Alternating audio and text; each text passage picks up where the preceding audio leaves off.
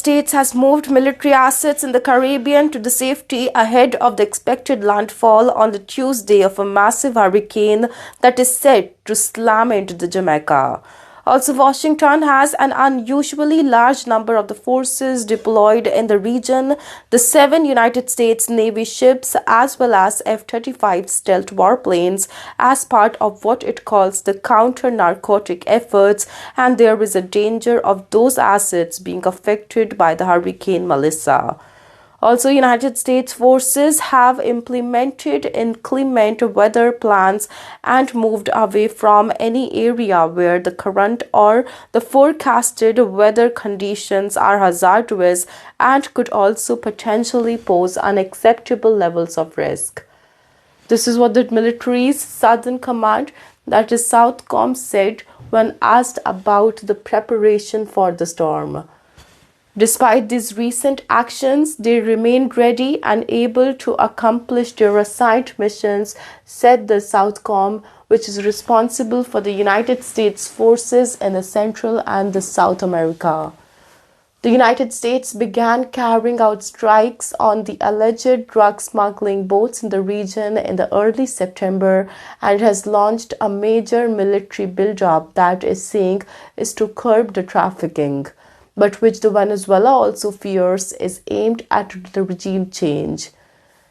In addition to the ships and the warplanes already deployed in the area, the USS Gerald R. Ford Carrier Strike Group has also been ordered to the Latin America, which will bring with it a massive increase in the firepower.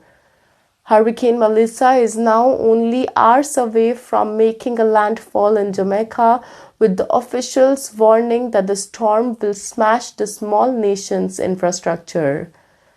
American forces could potentially be called on to provide the aid, though the Southcom did not immediately respond to the question about whether there is a plan for them to do so.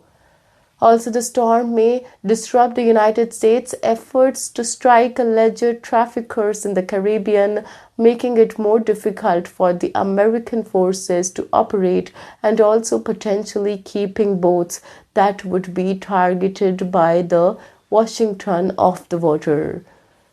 But the strikes have continued in the Pacific, where the Pentagon chief Pete Hegseth said that the United States forces killed 14 people on the Monday. The U.S. forces have so far destroyed at least 14 vessels, 13 boats, and a semi-submersible, killing at least 57 people, according to an Millennium tally based on the U.S. figures. The Washington has yet to provide evidence that its target were smuggling drugs, and experts say that the strikes are illegal even if they target known traffickers.